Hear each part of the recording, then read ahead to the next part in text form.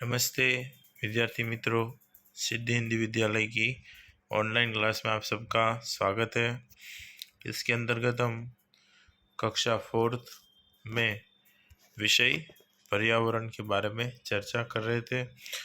अब तक हम अपने पाठ नंबर 5वां, ठीक है, जिसका नाम है अनीता और मधुमक्खियाँ, उसके बारे में चर्चा कर रहे थे। ठीक है, अगले वीडियो के अंदर तुम लोगों ने लास्ट में हमने देखा था, उसके बारे में जानकारी प्राप्त कर लेते हैं कि मधुमक्खियाँ किस प्रकार से मधुमक्खियों का संरक्षण किया जाता है और उनका उद्योग किया जाता है। ठीक है, तो अनीता के इलाके के अंदर लीची के बहुत से पेड़ थे। अक्टूबर और दिसंबर तक के महीने के अंदर मधुमक्खियाँ क्या करती है, अपने अंडे देती है और मधुमक्खियों को पालने का सबसे अच्छा समय भी यही होता है। फिर मधुमक्खियों को आपने किन जंतुओं को फूलों की पत्तों पर देखा है? तो मधुमक्खियों को और तितलियों को। वे फूलों पर क्या क्यों आते हैं और पता कीजिए। तो वे फूलों पर पराग सूचने आते हैं। अब आगे कॉपी में उनके चित्र बनाकर रंग भरिए। जब मधुमक्खी उड़ती है तो एक प्रकार की आवाज़ होती है, आप उस आवाज़ की नकल कर सकते हैं। हाँ, तो कैसी है? बन बनाती है। ये देखो, यहाँ पर एक फूल है, उसके ऊपर देखो मधुमक्खी दिखाई दे रही है।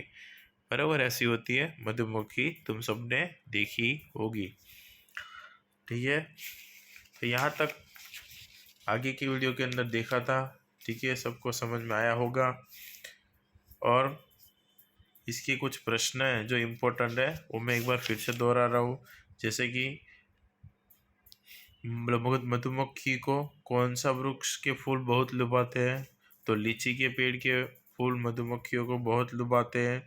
उसके पश्चात कि मधुमक्खियाँ कब अंडे देती है? तो अक्टूबर से सितंबर तक के समय में क्या होती है? अक्टूबर से दिसंबर के समय काल में मधुमक्खियाँ क्या करती है? अंडे देती है। उसके पश्चात मधुमक्खियों को पालने का सबसे अच्छा समय कौन सा है? तो अक्टूबर से दिसंबर है, वो मधुमक्खियों को पालने का सबसे अच्छा समय है। मधुमक्खियाँ फूलों पर क्यों आती है? मधुमक्खियाँ फूलों पर पराग चूसने आती है। ठीक है, और उनकी आवाज़ कैसी है? तो किस प्रकार वो आवाज़ करती है? तो बन बनाती है। आगे बढ़ते हैं। मधुमक्खी पालक के रूप में। तो अब अनीता ने क्या किया? मधुमक्खी पालने की शुरुआत की। तो उसके लिए उसको जो भी आवश्यकता थी, वो सारे सामान उसने किस प्रकार खरीदे, किस तरह खरीदे और किस प्रकार से वो मधुमक्खियों का पालन करने लगी, उसके बारे में अब यहाँ देखेंगे। तो मैंने अपना मधुमक्खी पालने का कोर्स पूरा कर लिया, परंतु काम शुरू करने के लिए रुपयों की ज़रूरत थी। मधुमक्खी के जो पालने का जो कोर्स है वो उसने पूरा कर लिया, परंतु काम शुरू करने के लिए क्या था? ज़रूरी था, पैसों की ज़रूरत थी, जो उसके पास तो नहीं थे, अनीता के पास। तो मैंने बच्चों को पढ़ाकर 5,000 रुपये इकट्ठा किए। उसने क्या किया? जब बच्चों को पढ़ाने जाती थी ना, अपने से छोटे बच्चों को घर घर, तो उसमें बच्चों को पढ़ाकर उसने क्या किया? 5,000 रुपये इकट्ठा किए। इन रुपयों से मैंने मधुमक्खी पालने के 2 बॉक्स खरीदे और इन रुपयों से उसने क्या किया? मधुमक्खियों को पालने के 2 बॉक्स खरीदे। मैंने खरीदे। एक बक्से की कीमत 2,000 रुपये थी। मधुमक्खी को पालने का जो बक्सा आता है, बॉक्स, बराबर है, उसकी कीमत कितनी थी? एक बक्से की 2,000 रुपये थी।